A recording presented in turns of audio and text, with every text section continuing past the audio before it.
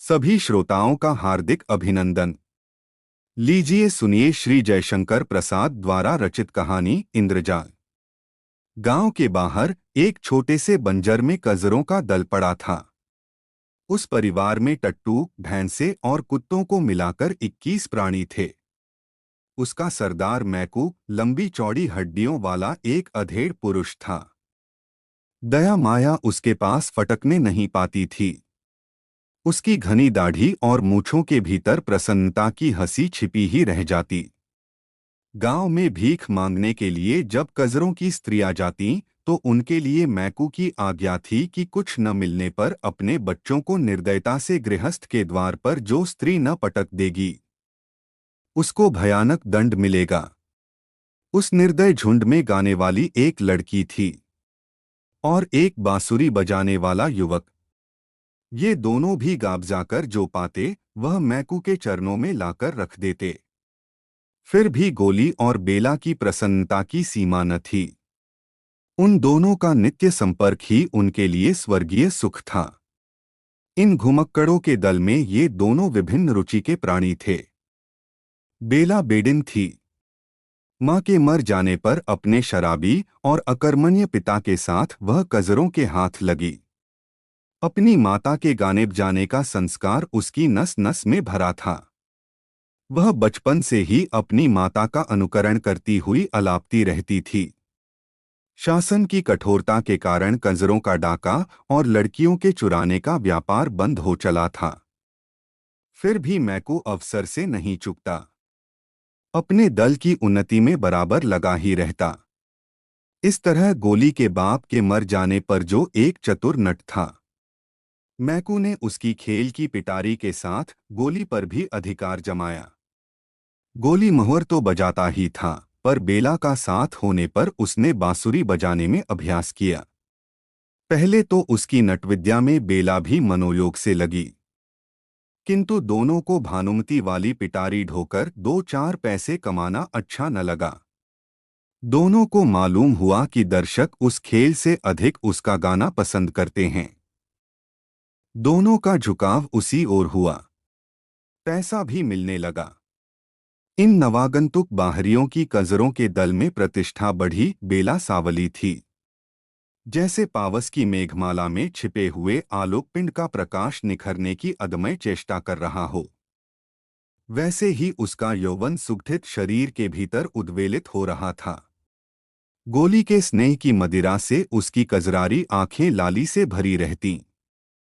वह चलती तो थिरकती हुई, बातें करती तो हंसती हुई। एक मिठास उसके चारों ओर बिखरी रहती।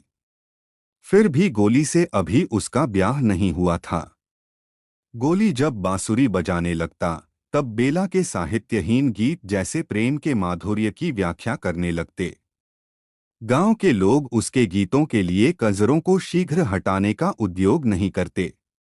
जहां अपने सदस्यों के कारण कंजरों का वह दल घृणा और भय का पात्र था, वहां गोली और बेला का संगीत आकर्षण के लिए पर्याप्त था। किंतु इसी में एक व्यक्ति का अवांछनीय सहयोग भी आवश्यक था। वह था भूरे। छोटी सी ढोल लेकर उसे भी बेला का साथ करना पड़ता। भूरे सचमुच भूरा भेड़िया था। गोली अधरों से बांसुरी लगाए अर्धनिमीलित आंखों के अंतराल से बेला के मुख को देखता हुआ जब हृदय की फूंक से बांस के टुकड़े को अनुप्राणित कर देता, तब विकट घृणा से ताड़ित होकर भूरे की भयानक थाप ढोल पर जाती। क्षण भर के लिए जैसे दोनों चौंक उठते। उस दिन ठाकुर के गढ़ में बेला का दल गाने के लिए गया था। पुरस्कार में कपड़े रुपए तो मिले ही थे, बेला को एक अंगूठी भी मिली थी। मैकू उन सबको देखकर प्रसन्न हो रहा था। इतने में सिरकी के बाहर कुछ हल्ला सुनाई पड़ा। मैकू ने बाहर आकर देखा कि भूरे और गोली में लड़ाई हो रही थी। मैकू के कर्कश स्वर से दोनों भयभीत हो गए। गोली ने कहा, मैं बैठा था, भूरे ने मुझको गालियां दी। फिर भी मैं न बोला। इस पर उसने मुझे पैर से ठोकर लगा दी और यह समझता है कि मेरी बांसुरी के बिना बेला गा ही नहीं सकती। मुझसे कहने लगा कि आज तुम ढोलक बेताल बजा रहे थे। भूरे का कंठ क्रोध से भर्राया हुआ था। मैकू हंस पड़ा। वह जानता था कि गोली युवक होने पर भी सुकुमार और अपने प्रेम की माधुरी में विह्वल, लजीला और निरीह था। अपने को प्रमाणित करने की चेष्टा उसमें थी ही नहीं। वह आज जो कुछ उग्र हो गया, इसका कारण है केवल भूरे की प्रतिद्वंद्विता। बेला भी वहां आ गई थी। उसने घृणा से भूरे की ओर देखकर कहा, तो क्या तुम सचमुच बेताल नहीं बजा रहे थे? मैं बेताल न बजाऊंगा तो दूसरा कौन बजाएगा? अब तो तुमको नए यार न मिले हैं। बेला, तुझको मालूम नहीं, तेरा बाप मुझसे तेरा ब्याह ठीक करके मरा है। इसी बात पर मैंने उसे अपना नेपाली का दोगला टट्टू दे दिया था, जिस पर अब भी तू चढ़कर चलती है। भूरे का मुंह क्रोध के झाग से भर गया था। वह और भी कुछ बकता, किंतु मैकू की डांट पड़ी। सब चुप हो गए। उस निर्जन प्रांत में जब अंधकार खुले आकाश के नीचे तारों से खेल रहा था, तब बेला बैठी कुछ गुनगुना रही थी। कंजरों की झोपड़ियों के पास ही पलाश का छोटा सा जंगल था। उनमें बेला के गीत गूंज रहे थे। जैसे कमल के पास मधुकर को जाने से कोई रोक नहीं सकता, उसी तरह गोली भी कब मानने वाला था। आज उसके निरीह हृदय में संघर्ष के कारण आत्मविश्वास का जन्म हो गया था।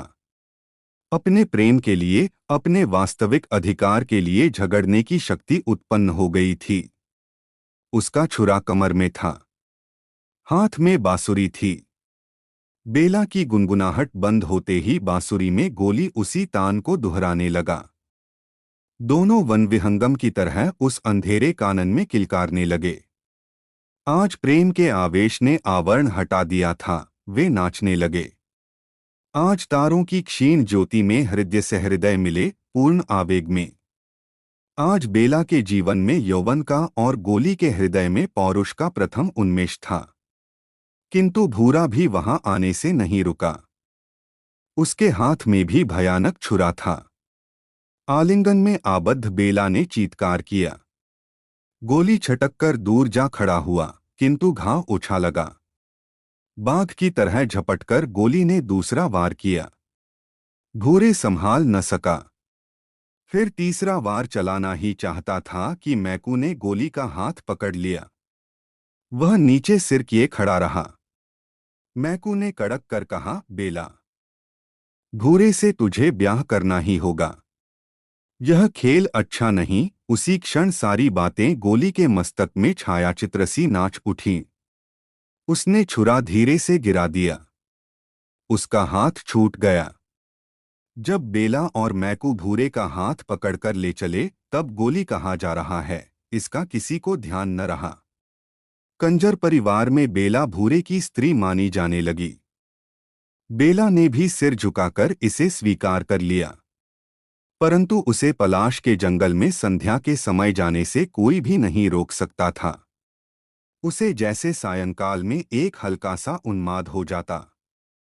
भूरे या मैकू भी उसे वहां जाने से रोकने में असमर्थ थे। उसकी दृढ़ता भरी आंखों से घोर विरोध नाचने लगता। बरसात का आरंभ था। गांव की ओर से पुलिस के पास कोई विरोध की सूचना भी नहीं मिली थी। गांव वालों की छुरी हंसिया और काठक बाढ़ के कितने ही काम बनाकर वे लोग पैसे लेते थे। कुछ अन्न यूं भी मिल जाता। चिड़िया पकड़कर, पक्षियों का तेल बनाकर, जड़ी बूटी की दवा तथा उत्तेजक औषधियों और मदिरा का व्यापार करके कंजरों ने गांव तथा गढ़ के लोगों से सद्भाव भी बना लिया था। सबके ऊपर आकर्षक बांसुरी जब उसके साथ नहीं बजती थी, तब भी बेला के गले में एक ऐसी नई टीस उत्पन्न हो गई थी जिसमें बांसुरी का स्वर सुनाई पड़ता था।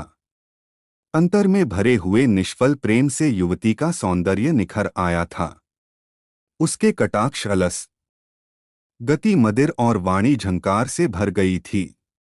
ठाकुर साहब के गढ़ में उसका गाना प्राय हुआ करता था।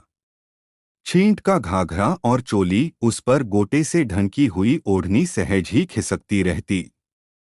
कहना न होगा कि आधा गांव उसके लिए पागल था। बालक पास से, युवक ठीक ठिकाने से और बूढ़े अपनी मर्यादा आदर्शवादिता की रक्षा करते हुए दूर से उसकी तान सुनने के लिए, एक झलक देखने के लिए घात लगाए रहते। गढ़ के चौक में जब उसका गाना जमता तो दूसरा काम करते हुए अन्यमनस्कता की आड़ में मनोयोग से और कनखियों से ठाकुर उसे देख लिया करते। मैकू घाघ था। उसने ताड़ लिया।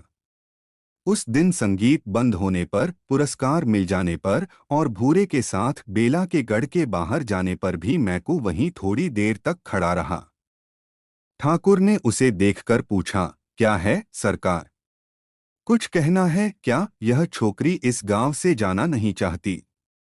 उधर पुलिस तंग कर रही है, जाना नहीं चाहती। क्यों? वह तो घूम घाम कर गढ़ में आ जाती है, खाने को मिल जाता है। मैकू आगे की बात चुप होकर कुछ कुछ संकेत भरी मुस्कुराहट से कह देना चाहता था। ठाकुर के मन में हलचल होने लगी। उसे दबाकर प्रतिष्ठा का ध्यान करके ठाकुर ने कहा, तो मैं क्या करूं सरकार? वह तो सांझ होते ही पलाश के जंगल में अकेली चली जाती है, वहीं बैठी हुई बड़ी रात तक गाया करती है। एक दिन सरकार धमका दें तो हम लोग उसे ले देकर आगे कहीं चले जाए। अच्छा। मैकू जाल फैलाकर चला आया। 1000 की बोहनी की कल्पना करते वह अपनी सिरकी में बैठकर हुक्का गुड़गुड़ाने लगा। बेला के सुंदर अंग की मेघमाला प्रेमराशि की रजत रेखा से उद्भासित हो उठी थी। उसके हृदय में यह विश्वास जम गया था कि भूरे के साथ घर बसाना गोली के प्रेम के साथ विश्वासघात करना है। उसका वास्तविक पति तो गोली ही है। बेला में यह उच्छृंखल भावना विकट तांडव करने लगी। उसके हृदय में वसंत का विकास था। उमंग में मलयानिल की गति थी। कंठ में वनस्थली की काकली थी। आंखों में कुसुमोत्सव था और प्रत्येक आंदोलन में परिमल का उद्गार था। उसकी मादकता बरसाती नदी की तरह वेगवती थी। आज उसने अपने जूड़े में जंगली करौंदे के फूलों की माला लपेटकर भरी मस्ती में जंगल की ओर चलने के लिए पैर बढ़ाया तो भूरे ने डांटकर कहा, कहाँ चली? यार के पास, उसने छूटते ही कहा। बेला के सहवास में आने पर अपनी लघुता को जानते हुए मसोसकर भूरे ने कहा, तू खून कराए बिना चैन न लेगी। बेला की आंखों में गोली का और उसके परिवर्धमान प्रेमांकुर का चित्र था, जो उसके हट जाने पर विरह जल से हरा भरा हो उठा था। बेला पलाश के जंगल में अपने बिछुड़े हुए प्रियतम के उद्देश्य से 2-4 विरह वेदना की तानों की प्रतिध्वनि छोड़ आने का काल्पनिक सुख नहीं छोड़ सकती थी। उस एकांत संध्या में बरसाती झिल्लियों की झनकार से वायुमंडल गूंज रहा था। बेला अपने परिचित पलाश के नीचे बैठकर गाने लगी, चिन्हत नाही बदल गए नैना। ऐसा मालूम होता था कि सचमुच गोली उस अंधकार में अपरिचित की तरह मुंह फिराकर चला जा रहा है। बेला की मनोवेदना को पहचानने की क्षमता उसने खो दी है। बेला का एकांत में विरह निवेदन उसकी भाव प्रवणता को और भी उत्तेजित करता था। पलाश का जंगल उसकी कातर कुहुक से गूंज रहा था। सहसा उस निस्तब्धता को भंग करते हुए घोड़े पर सवार ठाकुर साहब वहां आ पहुंचे।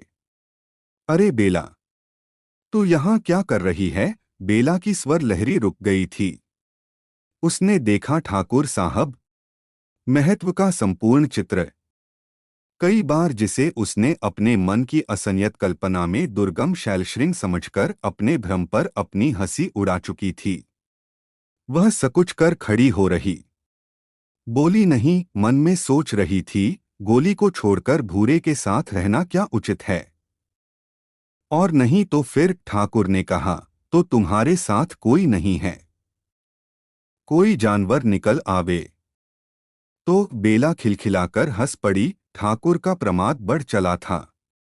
घोड़े से झुककर उसका कंधा पकड़ते हुए कहा, चलो तुमको पहुंचा दें। उसका शरीर कांप रहा था और ठाकुर आवेश में भर रहे थे। उन्होंने कहा, बेला मेरे यहाँ चलोगी? भूरे मेरा पति है। बेला के इस कथन में भयानक व्यंग था। वह भूरे से छुटकारा पाने के लिए तरस रही थी। उसने धीरे से अपना सिर ठाकुर की जांघ से सटा दिया। एक क्षण के लिए दोनों चुप थे। फिर उसी समय अंधकार में दो मूर्तियों का प्रादुर्भाव हुआ। कठोर कंठ से भूरे ने पुकारा, बेला। ठाकुर सावधान हो गए थे। उनका हाथ बगल की तलवार की मूठ पर जा पड़ा। भूरे ने कहा, जंगल में किस लिए तू आती थी, यह मुझे आज मालूम हुआ। चल, तेरा खून पिए बिना न छोड़ूंगा। ठाकुर के अपराध का आरंभ तो उनके मन में हो ही चुका था। उन्होंने अपने को छिपाने का प्रयत्न छोड़ दिया। कड़क कर बोले, खून करने के पहले अपनी बात भी सोच लो। तुम मुझ पर संदेह करते हो तो यह तुम्हारा भ्रम है।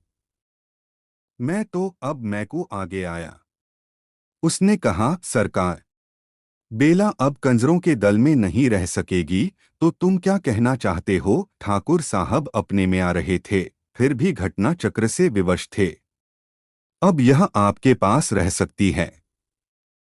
भूरे, इसे लेकर हम लोगों के संग नहीं रह सकता। मैकू पूरा खिलाड़ी था। उसके सामने उस अंधकार में रुपए चमक रहे थे। ठाकुर को अपने अहंकार का आश्रय मिला। थोड़ा सा विवेक जो उस अंधकार में झिलमिला रहा था, बुझ गया।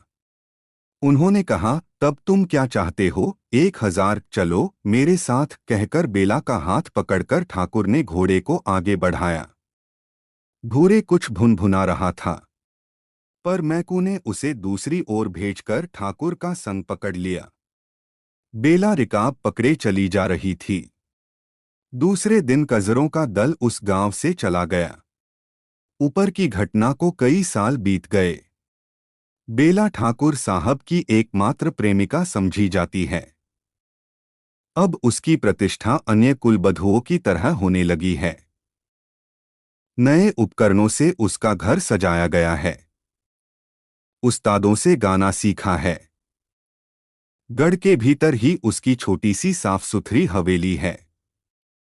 ठाकुर साहब की उमंग की रातें वहीं कटती हैं। फिर भी ठाकुर कभी कभी प्रत्यक्ष देख पाते कि बेला उनकी नहीं है। वह न जाने कैसे एक भ्रम में पड़ गए। बात निभाने की आ पड़ी। एक दिन एक नट आया। उसने अनेक तरह के खेल दिखलाए। उसके साथ उसकी स्त्री थी। वह घूंघट ऊंचा नहीं करती थी। खेल दिखलाकर जब अपनी पिटारी लेकर जाने लगा तो कुछ मंचले लोगों ने पूछा, क्यों जी, तुम्हारी स्त्री कोई खेल नहीं करती क्या? करती तो है सरकार। फिर किसी दिन दिखलाऊंगा, कहकर वह चला गया। किंतु उसकी बांसुरी की धुन बेला के कानों में उन्माद का आह्वान सुना रही थी। पिंजरे की वन विहंगनी को वसंत की फूली हुई डाली का स्मरण हो आया था। दूसरे दिन गढ़ में भारी जमघट लगा। गोली का खेल जम रहा था। सब लोग उसके हस्त कौशल में मुग्ध थे। सहसा उसने कहा, सरकार, एक बड़ा भारी दैत्य आकाश में आ गया है। मैं उससे लड़ने जाता हूं। मेरी स्त्री की रक्षा आप लोग कीजिएगा। गोली ने एक डोरी निकालकर उसको ऊपर आकाश की ओर फेंका। वह सीधी तन गई। सबके देखते देखते गोली उसी के सहारे आकाश में चढ़कर अदृश्य हो गया। सब लोग मुग्ध होकर भविष्य की प्रतीक्षा कर रहे थे। किसी को यह ध्यान नहीं रहा कि स्त्री अब कहाँ है। गढ़ के फाटक की ओर सबकी दृष्टि फिर गई। गोली लहू से रंगा चला आ रहा था। उसने आकर ठाकुर को सलाम किया और कहा, सरकार, मैंने उस दैत्य को हरा दिया। अब मुझे इनाम मिलना चाहिए। सब लोग उस पर प्रसन्न होकर पैसों रुपयों की बौछार करने लगे। उसने झोली भरकर इधर-उधर देखा। फिर कहा, सरकार, मेरी स्त्री भी अब मिलनी चाहिए। मैं भी, किंतु यह क्या, वहां तो उसकी स्त्री का पता नहीं। गोली सिर पकड़कर शोक मुद्रा में बैठ गया। जब खोजने पर उसकी स्त्री नहीं मिली तो उसने चिल्लाकर कहा, यह अन्याय इस राज्य में नहीं होना चाहिए। मेरी सुंदरी स्त्री को ठाकुर साहब ने गढ़ के भीतर कहीं छिपा दिया। मेरी योगिनी कह रही है। सब लोग हंसने लगे। लोगों ने समझा यह कोई दूसरा खेल दिखलाने जा रहा है। ठाकुर ने कहा, तो तू अपनी सुंदर स्त्री मेरे गढ़ में से खोज ला। अंधकार होने लगा था। उसने जैसे घबराकर चारों ओर देखने का अभिनय किया। फिर आंख मूंदकर सोचने लगा। लोगों ने कहा, खोजता क्यों नहीं? कहाँ है तेरी सुंदरी स्त्री? तो जाऊं न सरकार। हाँ, जाता क्यों नहीं? ठाकुर ने भी हंसकर कहा। गोली नई हवेली की ओर चला। वह निशंक भीतर चला गया। बेला बैठी हुई तन्मय भाव से बाहर की भीड़ झरोखे से देख रही थी। जब उसने गोली को समीप आते देखा तो वह कांप उठी। कोई दासी वहां न थी। सब खेल देखने में लगी थीं। गोली ने पोटली फेंककर कहा, बेला, जल्द चलो। बेला के हृदय में तीव्र अनुभूति जाग उठी थी। एक क्षण में उस दीन भिखारी की तरह, जो एक मुट्ठी भीख के बदले अपना समस्त संचित आशीर्वाद दे देना चाहता है, वह वरदान देने के लिए प्रस्तुत हो गई। मंत्रमुग्ध की तरह बेला ने उस ओढ़नी का घूंघट बनाया। वह धीरे धीरे उसके पीछे भीड़ में आ गई। तालियां पिटीं, हंसी का ठहाका लगा। वही घूंघट, न खुलने वाला घूंघट सायंकालीन समीर से हिलकर रह जाता था। ठाकुर साहब हंस रहे थे। गोली दोनों हाथों से सलाम कर रहा था। रात हो चली थी। भीड़ के बीच गोली बेला को लिए जब फाटक के बाहर पहुंचा, तब एक लड़के ने आकर कहा, एक का ठीक है। तीनों सीधे उस पर जाकर बैठ गए।